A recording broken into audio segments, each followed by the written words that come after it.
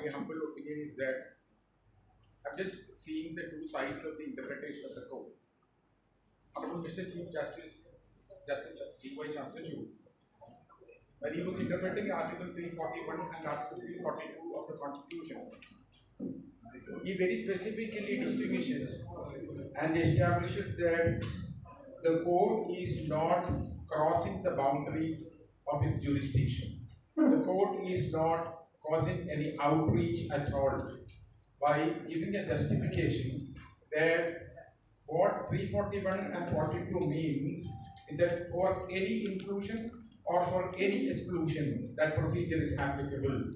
Otherwise, for sub-classification, whether the question as to whether any sub-classification can be made within these groups for the purpose of extending this reservation to the most underprivileged can be done or not. He said it is possible. So all these procedural aspects are not applicable to this.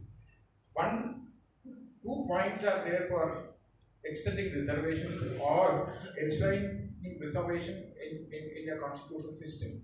The first point is that due and adequate representation. Number two is fairness. The fairness principle says that the lowest of the low will have to be picked up and addressed. But here, I beg to disagree with the Chief Justice on the specific aspect of what Girandan sir said. I have been doing this speeches for the past 30-40 days, and I have appeared in many platforms. And in my last platform, I was stressing on the aspect of the sociological characteristics of the scheduled caste, scheduled tribe. And it would become a repetition even then because of his requirement that I have to give a stress on that. We see how it found its place in the Constitution. We have to trace the history of how the scheduled caste and the scheduled tribes have been classified as a separate group. We have to see the basic sociological concept behind it. The scheduled caste, scheduled tribes in long history, they were called the Panchamas. And later, they were called the Dalits. And that word was coined by Mahatma Jyotiba Phule.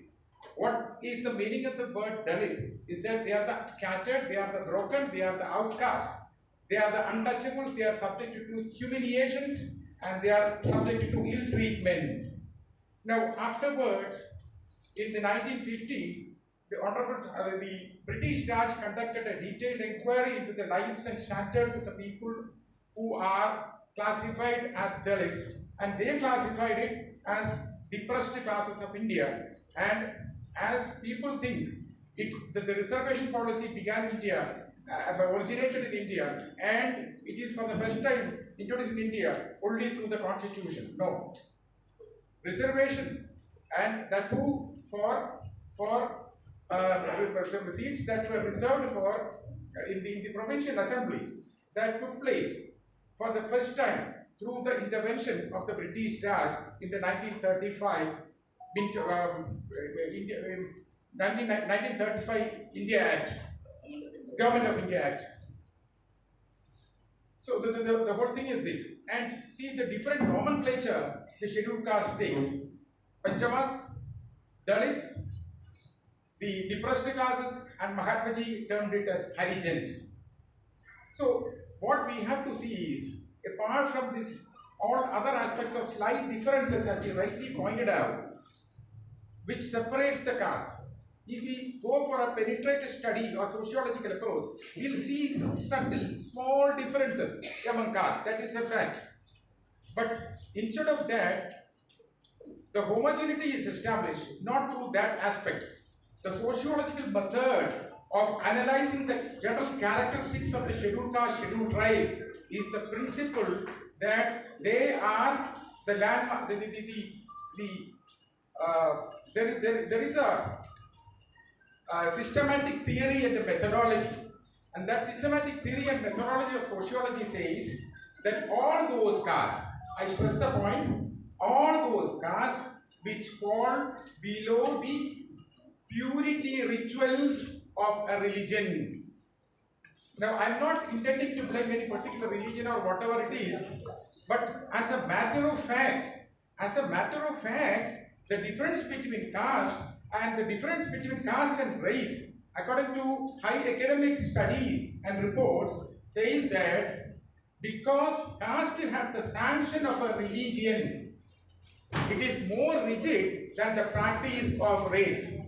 Because at one point of time, before independence, caste practice was never banned. It was a legal act. It was a permissible act, and a system which has been in practice in this country for more than thousands of years, at least more than 1,000 years. This is the fact. So the most humiliated, the people who had been subject to stigmatic identity. For example, why a person is facing a separate kind of a distinct kind of an isolation when it comes to the case of the identity of a scheduled caste and the scheduled tribe. The difference is that because they are below the ritual purity levels, they are seen as an impurity the moment they enter the place of the mainstream life. And this aspect is applicable to the poorest person, from the poorest person to the highest person. The topmost executive of this nation is still facing this problem of stigma based on caste.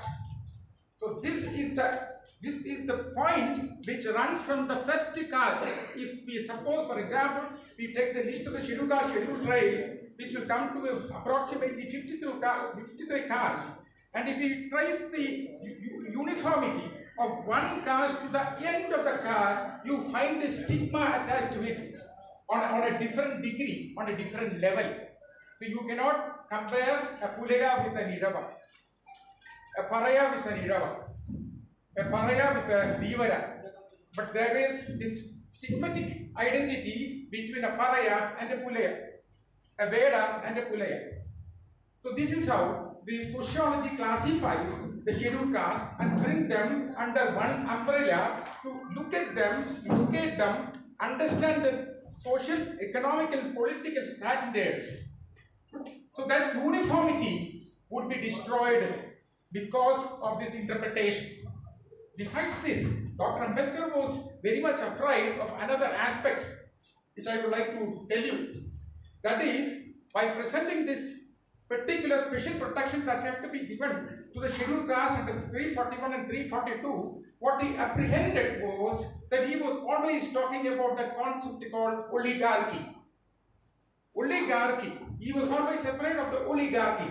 If there is any confusion that is created in the process and the principle and the system of reservation, that is highly prone to manipulation and sabotage by the people who control the power, the social power, the economic power and the political power. And wherever you enter the parliament, you enter the legislative assembly, you enter the public offices, wherever you enter, or even to the private sector you go, whichever part of the world you go, you find in an organization or an institution which is controlled by an oligarchy.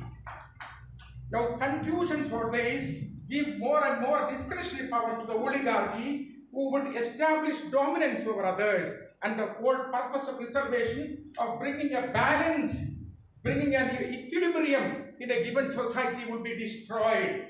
And so the law penetrates as an instrument of social engineering and compels the oligarchy to uphold the principles of regulatory objectives. This is exactly what is the meaning of reservation. This is what exactly meant by reservations. So what he said is, this aspect is to be challenged with the strength. So I was discussing it in detail in one of my other talks. I couldn't do that now, but I have come to talk to you about another perspective of the same issue, the scheduled tribes reservations, plus more thrust on the concept of scheduled tribes reservation. How others look at it, and how others, how things are ruled by the stereotypes that are prevalent among the non-reserved categories. At this point of time, I correct my word. I'm just asking a simple question, but do anybody think that there is one group or one section of people in this country who are not entitled to the benefits of reservation? All groups, all castes, all sects who live in this country are entitled to reservations. This is the situation. Reservation is not about scheduled caste, scheduled tribe alone. Those stereotypes I just wanted to break and then continue the discussion. That's all. Thank you. I'm extremely sorry that I have taken this much time, but unless and otherwise, unless I talk this much, the clarity can never be transferred to you. That's all.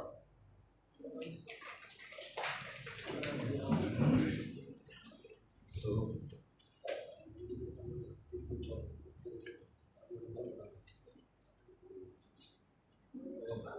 the thing is that most of the people sir will not be able to comprehend what is it. Request is that if you can make it. For sure. അപ്പോൾ sir മലയാളത്തിലാക്കുന്ന സംസാരിച്ചിട്ടുണ്ട്. അതെ, ഇനിയുള്ള presentation ഇപ്പൊ പറഞ്ഞത് നമ്മളിപ്പോ ഇവിടെ ചോദിച്ച ചോദ്യത്തിന്റെ ഡിസ്കഷൻ പാർട്ടാണ്. അത് നമ്മുടെ സാറിന്റെ ടോക്ക് കഴിഞ്ഞതിന് ശേഷം ഡീറ്റെയിൽ ഡിസ്കഷനിലേക്ക് വരും. അപ്പോൾ ഇത് ഞാനിപ്പോൾ തൽക്കാലം റിപ്പീറ്റ് ചെയ്യുന്നില്ല. നമ്മുടെ സമയം നമുക്ക് ഏകദേശം 1:30 ആകുമ്പോഴത്തേക്കും ചെയ്യണം തോന്നുന്നു. അപ്പോൾ സാർ അതിനെ എന്നോട് ക്ഷമിക്കണം, ഞാൻ ഈ മലയാളത്തിൽ അത്ര നല്ല ഫ്ലുവൻ്റ് അല്ല. ഒരു ടിപ്പിക്കൽ ലോക്കൽ സ്ലാങ്ങിൽ സംസാരിക്കുന്ന ഒരാളാണ്. പ്ലസ് ചിലപ്പോൾ ഇംഗ്ലീഷ് വാക്കുകൾ സിമ്പിളായിട്ട് ഞാൻ ഉദ്ദേശിച്ചത് വെച്ചാൽ പ്രധാനമായിട്ടും സംസാരിക്കാൻ ഉദ്ദേശിച്ചാൽ ഈ റിസർവേഷൻ എങ്ങനെ മറ്റുള്ളവർ കാണുന്നതാണ്. അതാണ് ഒരു പ്രധാന കാരണം. നമുക്ക് ഇന്ന് റിസർവേഷൻ ഇല്ലാത്ത ഒരു സമൂഹം ഇവിടെ ഇല്ല. എന്താ ഈ സ്റ്റീരിയോ ടൈപ്പ് എന്ന് പറയുന്നത്? സ്റ്റീരിയോ ടൈപ്പ് എന്ന് പറഞ്ഞാൽ നമുക്ക് ചിന്തിക്കാൻ ഇല്ല, ഒരു കാരണമില്ല, ഒരു ഡോക്യുമെന്റ് വേണ്ട, ഒരു ഫാക്സ് വേണ്ട, ഒരു എവിഡൻസ് വേണ്ട. എനിക്കിഷ്ടമുള്ള കാര്യം കേൾക്കുന്നതാണ് പൊതുവെ മനുഷ്യന്റെ സൈക്കോളജി. അവർക്ക് സത്യം കേൾക്കുക എന്നുള്ളത് ഒരു സാധനം ഇല്ല. അപ്പൊ അവന്റെ ഇൻട്രസ്റ്റിനെ താല്പര്യപ്പെടുന്ന ഒരു സംഗതി കേട്ടാൽ അതിന്റെ കൂടെ നിൽക്കുക, അതിന് ന്യായം കണ്ടെത്തുക എന്നുള്ളതാണ്. ഇവിടെ ഫസ്റ്റ് സ്റ്റീരിയോ ടൈപ്പ് എന്ന് പറയുന്നത്. അപ്പൊ എന്റെ ഇന്നത്തെ എഫർട്ട് എന്ന് പറയുന്നത് സ്റ്റീരിയോ ടൈപ്സിനെ ബ്രേക്ക് ചെയ്യുക എന്നുള്ളതാണ്. സ്റ്റീരിയോ ടൈപ്സിലേക്ക് പോവാണ് പല കാര്യങ്ങളും. പോളിസികൾ, അതായത് ഇപ്പോൾ സാധാരണ മനുഷ്യർ ഒത്തുകൂടുന്ന നമ്മളെല്ലാവരും ഒത്തുകൂടി നിൽക്കുന്നവർക്ക് പലതരത്തിലുള്ള ചിന്തകൾ വരാം. പക്ഷെ പ്രൊഫഷണൽസ്, ഇപ്പം ഞാനൊരു ലോയർ, എനിക്ക് സ്റ്റീരിയോ ടൈപ്പിൽ ബേസ് ചെയ്തുകൊണ്ട് കമന്റ് പറയാൻ പറ്റില്ല. സ്റ്റീരിയോ ടൈപ്പിൽ ബേസ് ചെയ്തുകൊണ്ട് എനിക്കൊരു കമന്റ് പറയാൻ പറ്റില്ല, ഒരു തീരുമാനത്തിലെത്താൻ പറ്റില്ല. ഞാൻ സ്റ്റീരിയോ ടൈപ്പ് എന്നുള്ളത് നിസ്സാരമായിട്ടൊന്ന് ചെറിയൊരു എക്സാമ്പിൾ തന്നെ ഞാൻ പറഞ്ഞു തരാം. ഒരു 55 വയസ്സായ ഒരു മനുഷ്യൻ, അദ്ദേഹം ഇവിടെ നിൽക്കുന്നു, അദ്ദേഹം ഒരു സ്റ്റേറ്റ്മെന്റ് നടത്തുകയാണ്. അദ്ദേഹത്തിന് 2-3 വലിയ കാറുകളുണ്ട്, ബംഗ്ലാവുണ്ട്, വീടുണ്ട്, എല്ലാം ഉണ്ട്. അവിടെ ഒരു സ്റ്റേറ്റ്മെന്റ് നടത്തുകയാണ്. ഞാൻ എപ്പോൾ ബസ്സിൽ കയറിയാലും ശരി ബസ് ബ്രേക്ക് ആവും. എപ്പോൾ ഞാൻ ബസ്സിൽ കയറിയാലും ബസ് ബ്രേക്ക് ആവും. കുറച്ച് ചിന്തിക്കുന്ന ഒരു മനുഷ്യൻ ചോദിച്ചു, ഈ മനുഷ്യൻ കാറിൽ ചോദിച്ചു, നിങ്ങൾ ബസ്സിൽ പോകാനുള്ള ഒരു സാധ്യത കാണുന്നില്ലല്ലോ. അപ്പോൾ ഈ ചോദിക്കുന്നവനോട് ഉത്തരം പറയും. അത് പ്രത്യേകം നമ്മൾ ശ്രദ്ധിക്കേണ്ടതാണ്. ചോദിക്കേണ്ട ചോദ്യം ചോദിച്ച് ഉത്തരം എടുക്കേണ്ട ഒരു കടമ നമുക്കുണ്ട് എന്നുള്ളതാണ്.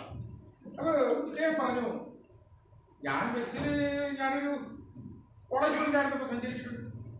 അപ്പൊ നോക്കൂ, 35 വർഷം മുമ്പുള്ള എക്സ്പീരിയൻസിനെ കുറിച്ച് പുള്ളി ഇപ്പൊ ഇങ്ങോട്ട് പറയാം. പബ്ലിക് ട്രാൻസ്പോർട്ട് പുള്ളിക്ക് ഇഷ്ടമല്ല, അതാണ് പ്രശ്നം. നോക്കൂ, ശരി. അപ്പൊ ഈ 20 വർഷം മുമ്പ് സ്റ്റുഡൻ്റ് ആയിരുന്നപ്പോൾ എത്ര തവണ ബസ്സിൽ പോയിട്ടുണ്ട്? അതൊരു 10,500 തവണ ഞാൻ സഞ്ചരിച്ചിട്ടുണ്ടാവും. എത്ര തവണ ഈ ബ്രേക്ക് ഡൗൺ വന്നത്? 2 തവണ. നോക്കൂ, എത്ര ചെറിയൊരു പെർസെന്റേജിന് 100% ആക്കുകൾ. ഇതാണ് സ്റ്റീരിയോ ടൈപ്പ്. ഇതാണ് സ്റ്റീരിയോ ടൈപ്പ്. സ്റ്റീരിയോ ടൈപ്പ് ജനങ്ങൾക്കാകാം, പൊതുജനങ്ങൾക്കാകാം. പക്ഷെ പൊതുജനങ്ങളും അതിൽ നിന്ന് പുറത്ത് വരണം. അതാണ് ഒരു സമൂഹത്തിന്റെ ഇന്റലിജൻഷ്യ, ബുദ്ധി വൈഭവം എന്ന് പറയുന്നത്. ബുദ്ധി സാക്ഷരത എന്ന് പറയുന്ന വേറൊരു ലെവലുണ്ട്. അതിനാണ് ഇന്റലിജൻഷ്യ എന്ന് പറയുന്നത്. നമ്മൾ exercise of right of franchise, നമ്മൾ വോട്ട് ചെയ്യുന്നത് അത്ര അർത്ഥവത്തമായി ആലോചിച്ച് ചെയ്യണം എന്നുള്ളതുകൊണ്ടാണ്. ഇപ്പൊ ഞാൻ റിസർവേഷനെ കുറിച്ച് നമ്മൾ സാധാരണ പറയുമ്പോൾ എപ്പോഴും പറയും, ഒരു വാക്ക് പറഞ്ഞാൽ ആദ്യം നമ്മൾ കാണുന്നത് റിസർവേഷൻ. എന്തെങ്കിലും തർക്കം ഉണ്ടെങ്കിൽ പറയണം കേട്ടോ. ഞാൻ കംപ്ലീറ്റ് ആയിട്ട് മനസ്സിലാക്കിയ ആളൊന്നുമല്ല. നിങ്ങളോട് ഡിസ്കസ് ചെയ്യാൻ, നിങ്ങളുടെ എക്സ്പീരിയൻസ് ഷെയർ ചെയ്യാന്നുള്ളത് മാത്രമേ ഉള്ളൂ. SC ST is equal to reservation.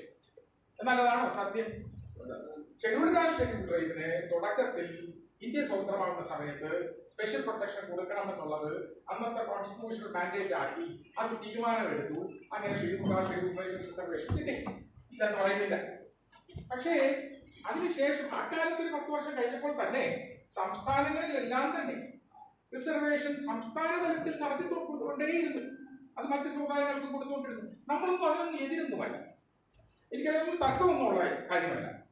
പട്ടികജാതി മനുഷ്യർക്ക് കിട്ടേണ്ട ഷെയർ അവർക്ക് കിട്ടുക എന്നുള്ളതാണ്. രണ്ടാമതൊരു സ്റ്റീരിയോടൈപ്പ് ഉണ്ട്. എന്താ പറയുക സ്റ്റീരിയോടൈപ്പ് മനസ്സിലായാലും ഞാൻ പറഞ്ഞത്, ഒരു രക്തം ലകാരമില്ലാതെ തീരുമാനങ്ങൾ നമ്മുടെ സൗകര്യം പോലെ എടുക്കുക എന്നുള്ളതാണ് സ്റ്റീരിയോടൈപ്പ്. എന്നിട്ട് അത് ശരിയാണെന്ന് വരുത്താൻ ശ്രമിക്കുക. നമ്മൾ പറയുന്നത് ഈ റിസർവേഷൻ ഇന്ത്യയിൽ നിന്ന് കണ്ട് പൊങ്ങി വന്നൊരു സാധനമായിട്ടാണ്.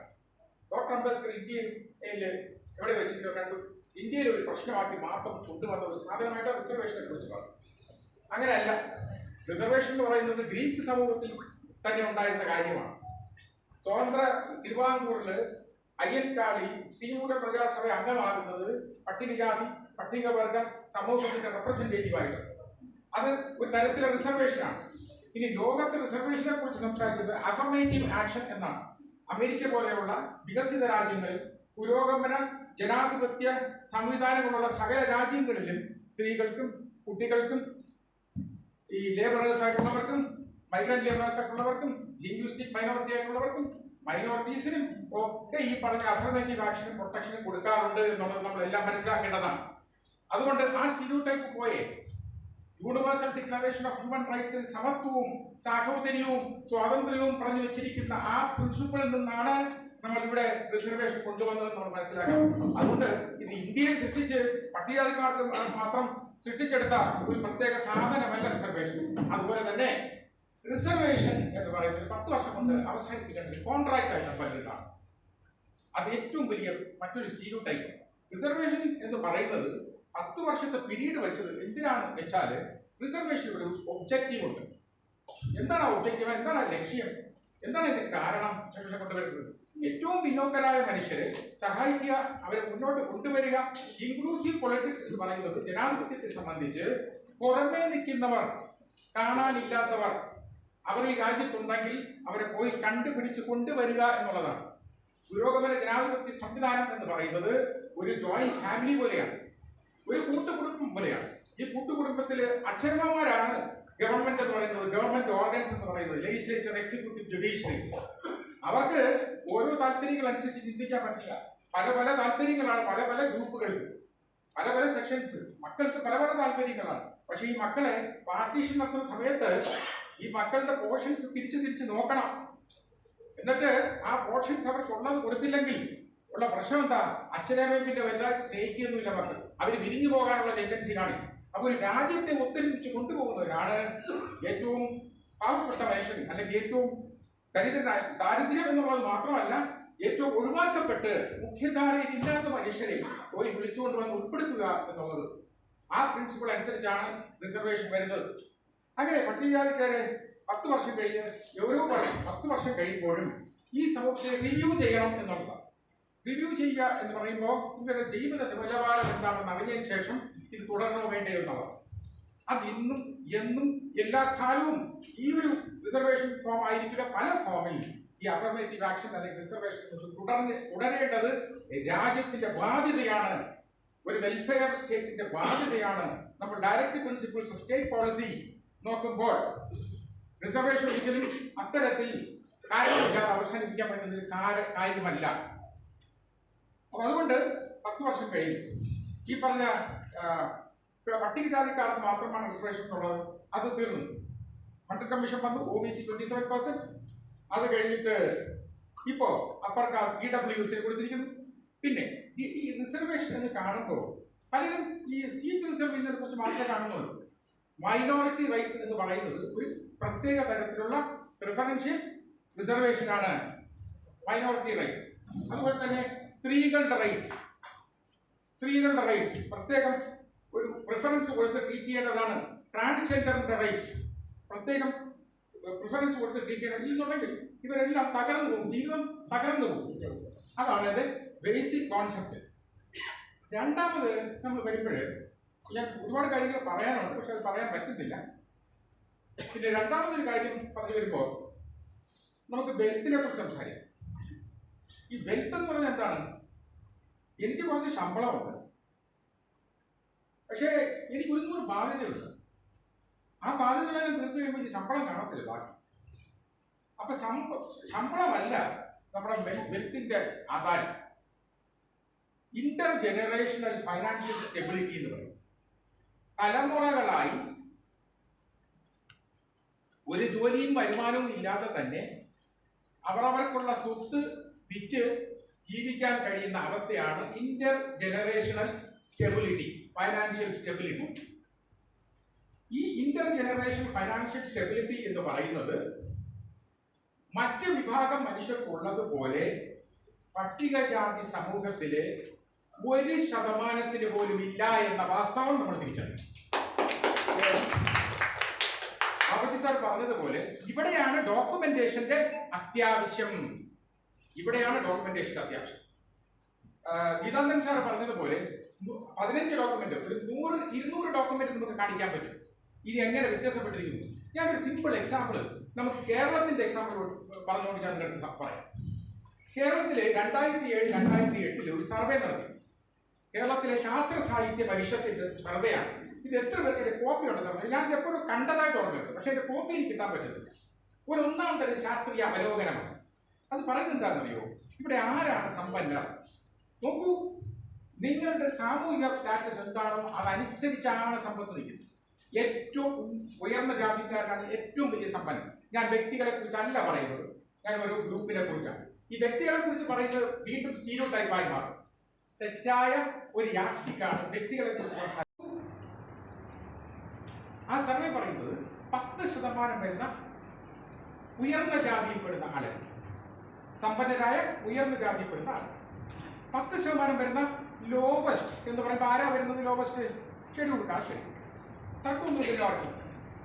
അവര് 10%. അപ്പം അപ്പർ കാസ്റ്റിലെ സമ്പന്നരായ 10%, ലോവർ കാസ്റ്റ് ഏറ്റവും ലോവസ്റ്റ് കാസ്റ്റിലെ സമ്പന്നരായ 10%. ഇവരെ എടുത്തു, ഇവരുടെ വെൽത്തിനെ താരതമ്യം ചെയ്യും.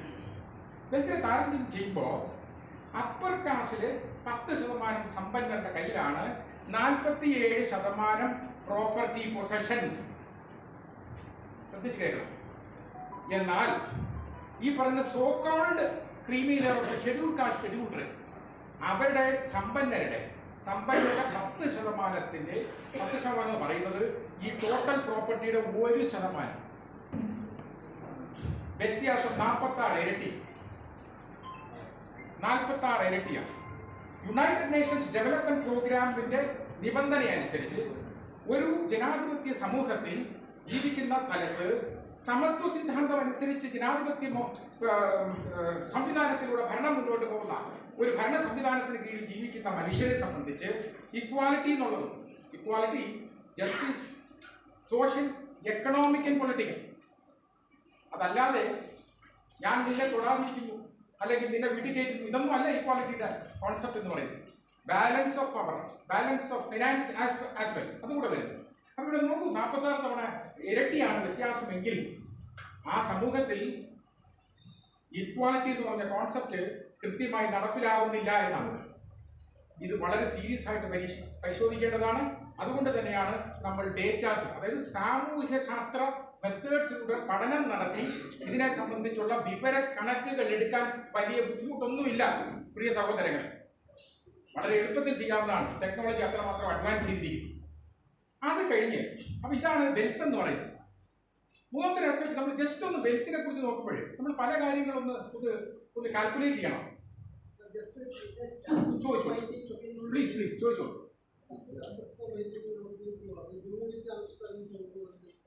എനിക്കത് മനസ്സിലായില്ല. അല്ല, സ്റ്റാറ്റസ്കോ ഞാൻ മനസ്സിലാക്കിയത് സ്റ്റാറ്റസ്കോ ബൈൻഡിങ് എന്നല്ല. സി, ഇവിടെ ഡോമിനന്റ് ആയിട്ടുള്ളവരുടെ താല്പര്യം എന്താണ്? ഡോമിനന്റ് ആയിട്ട് നിൽക്കുന്നവരെ സംബന്ധിച്ച് അവരുടെ സ്റ്റാറ്റസ്കോ അതുപോലെ മെയിൻറ്റെയിൻ ചെയ്യണം. ഓക്കെ, ഈ 46 ഇരട്ടി കയ്യിൽ വെച്ചിരിക്കുന്നവരെ സംബന്ധിച്ച് ആ സ്റ്റാറ്റസ്കോ ഒരു ഡിസ്റ്റർബൻസ് വന്നാൽ ദേ ആർ ഡിസ്റ്റർബ്. അപ്പൊ അവരത് എങ്ങനെയും മെയിൻറ്റെയിൻ ചെയ്യാന്നുള്ളത്. പക്ഷേ ഫെയർനെസ്സിലേക്ക് വരും, നമ്മൾ അവരോട് സംവദിക്കുകയാണ് ചെയ്യുന്നത്. ഈ യാഥാർത്ഥ്യങ്ങൾ പറയണം എന്നുള്ളതാണ്. അതുകൊണ്ട് ഞാൻ പറഞ്ഞത് ഈ സ്റ്റീരിയോ ടൈപ്സ് ഇതിനെ എങ്ങനെ മറ്റുള്ളവർ കാണുന്നു അവരെ ബോധ്യപ്പെടുത്തേണ്ടതുണ്ട് എന്നുള്ളതാണ് ഞാൻ പറഞ്ഞത്. എന്നാലും നമുക്ക് ഡിബേറ്റിനോ അല്ലെങ്കിൽ ഒരു ഡിസ്കഷനോ ഒരു ഡയലോഗിനോ ഓപ്പർച്യൂണിറ്റി ഉണ്ട്. അപ്പൊ ഈ 46% വെച്ചിരിക്കുന്ന ആള് അത് മാറാൻ അവർ ഒരിക്കലും സമ്മതിക്കില്ല. സ്റ്റാറ്റസ് കോ മാറാൻ സമ്മതിക്കില്ല. ഇവിടുത്തെ ശ്രമം എന്താണ്? ഇല്ലാത്തവരുടെ ശ്രമം എന്താണ്? ഈ സ്റ്റാറ്റസ് കോയിൽ എന്തെങ്കിലും ചേഞ്ച് വരുത്തുക. അതാണ് പൊളിറ്റിക്സ്, അതാണ് ബാർഗനിങ്, അതാണ് നെഗോഷിയേഷൻ. ഇതെല്ലാം നമുക്ക് ഭരണഘടനാപരമായ രീതിയിലൂടെ നടത്താൻ സാധിക്കുന്ന ഒരു രാജ്യമാണ് നമ്മുടേതെന്ന് നമ്മൾ മനസ്സിലാക്കി. കാര്യകാരണങ്ങൾ പറഞ്ഞ് നമുക്ക് സംവദിക്കാൻ കഴിയുന്ന ഒരു രാജ്യമാണ് നമ്മുടേത് മനസ്സിലാക്കി. അതുകൊണ്ട് ഞാൻ ആ ആസ്പെക്റ്റൂടെ പറഞ്ഞപ്പോൾ ഈ എന്താണ് പല കാര്യങ്ങളും അങ്ങനെ ഡിസ്കസ് ചെയ്യുമ്പോൾ സമയമെടുക്കും. അപ്പൊ നോക്കൂ, അത് കഴിഞ്ഞു.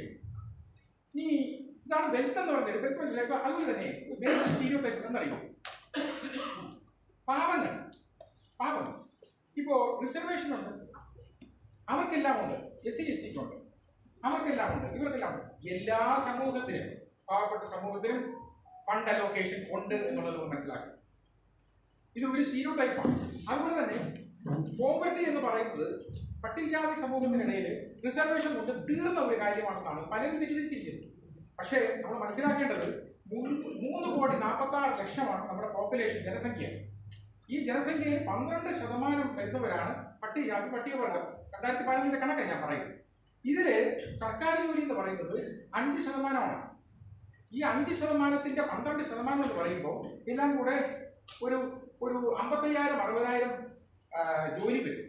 ഇതിൽ A ഗ്രേഡ് ജോലികളെ ശ്രദ്ധിക്കുക, B ഗ്രേഡ് ജോലി ഇതിൽ വന്നു കഴിഞ്ഞാൽ ബാക്കി കൂടുതലും C grade and D grade ജോലികളാണെന്നുള്ളത് നമ്മൾ പ്രത്യേകം ശ്രദ്ധിക്കണം. അപ്പൊ ഈ 55,000-60,000 പേര് അല്ലെങ്കിൽ 1,00,000 പേര് ഒരു മുഖ്യധാരയിൽ വന്നെത്തി എന്ന് പറയാം. മറിച്ച് പിന്നീട് നമ്മൾ പ്രൈവറ്റ് സെക്ടറിൽ സാധാരണഗതിയിൽ ഒരു സമൂഹത്തിൽ നമ്മൾ ഈ എംപ്ലോയ്മെന്റിനെ കുറിച്ച് പറയുമ്പോൾ 100% ജോലിയിൽ വെറും 2% മാത്രമേ സർക്കാർ ജോലികളുള്ളൂ. ഈ 2%-ൽ 1% റിസർവേഷൻ ലഭിക്കുന്ന മേഖലകളല്ല. പിന്നെ ഉള്ള 1%-ന്റെ 12%-ത്തെ കുറിച്ചാണ് നമ്മൾ ഈ സംസാരിക്കുന്നത്. മറ്റ് മേഖലകളിലൊന്നും പൊതുസമൂഹത്തിനകത്ത് വന്നുപെടാൻ പട്ടികജാതി വിഭാഗത്തിലുള്ള ആൾക്കാർ കഴിഞ്ഞില്ല എന്നുള്ളതിന്റെ കാരണം ഇതിനെ ഒരു എക്കണോമിക് റീഹാബിലിറ്റേഷൻ പ്രോസസ് കൊണ്ടുവന്ന് എഫക്റ്റീവായിട്ട് നടപ്പിലാക്കേണ്ട സമയം അതിക്രമിച്ചു എന്നുള്ളതാണ്. പിന്നെ 75 വർഷം കൊണ്ട് പൂർത്തീകരിക്കാവുന്ന ഒരു വലിയ സംരംഭമല്ല ഈ പ്രശ്നം. അതായത് 10,000 ചില്ലുവാനം വർഷം, 1000 വർഷം നിലനിന്നിരുന്ന ഒരു പ്രാക്ടീസിനെ നമ്മൾ റെഡ്യൂസ് ചെയ്ത് അതിനെ മാറ്റിക്കൊണ്ട് വരിക എന്ന് പറയുന്നത് ചരിത്രത്തിൽ ഒരുപാട് 70 വർഷം എന്ന് പറഞ്ഞാൽ ചെറിയൊരു സമയമാണെന്നാണ് എൻ്റെ അഭിപ്രായം. കാരണം നമുക്ക് പ്രതീക്ഷ വെച്ച് തന്നെയാണ് മുന്നോട്ട് പോകുന്നത്. നമ്മളെല്ലാവരും 75 വർഷം കൊണ്ട് നമ്മൾ ഇതുവരെ എത്തിയല്ലോ എന്നുള്ളതാണ്. പക്ഷേ ഇനി അങ്ങോട്ട് ഇതിന് തകിടം മറിച്ച് പോകുന്ന ഒരു അവസ്ഥ വന്നാൽ ഈ വെൽത്ത് ഇല്ലാതെ, അതായത് സമ്പത്തില്ലാതെ ഈ ജനവിഭാഗത്തിന് നിലനിൽക്കുന്നതിന് വലിയ ബുദ്ധിമുട്ടുകൾ വരും. അതിന് ഉദാഹരണം ഞാൻ പറഞ്ഞാൽ, നമ്മൾ റിസർവേഷൻ ഈ നിമിഷം വിഡ്രോ ചെയ്യുന്ന ആലോചിച്ചാൽ മാത്രമേ നമ്മൾ പൊളിറ്റിക്കൽ ഇക്വാളിറ്റി അറ്റൈൻ ചെയ്തോ, schedule caste schedule political equality attain ചെയ്തോ, അതായത് രാഷ്ട്രീയ സമത്വം ചെയ്തു. എങ്ങനെയാണ്? റിസർവേഷൻ സീറ്റുകളിലൂടെ ജയിച്ച് കൃത്യമായ റെപ്രസെന്റേഷൻ നമ്മൾ പാർലമെന്റിലും ലെജിസ്ലേറ്റീവ് അസംബ്ലിയിലും ഉറപ്പിച്ചു. ഇത്രയേ ഉള്ളൂ. റിസർവേഷൻ പിൻവലിക്കൂ, നമ്മുടെ കേരളത്തിൽ പിൻവലിക്കും. എന്തായിരിക്കും അവസ്ഥ? എത്ര പേര് ജയിക്കും? 14 പേര് ജയിക്കും അസംബ്ലിയിൽ? അത് പറയണം, എനിക്കറിയില്ല. എനിക്ക് തിയറി അറിയാവൂ കേട്ടോ.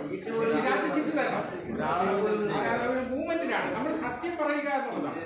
നമുക്ക് മറച്ചു വെക്കാൻ ഒന്നുമില്ല എന്നുള്ളതാണ്. നമുക്ക് ആർക്കും കൊടുക്കുന്നത് നമ്മൾ എതിരല്ല. EWC പോലും ഞാൻ എതിരല്ല.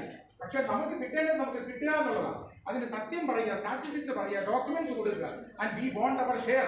V have to go and ask our parents that take care of us because we are in trouble even today.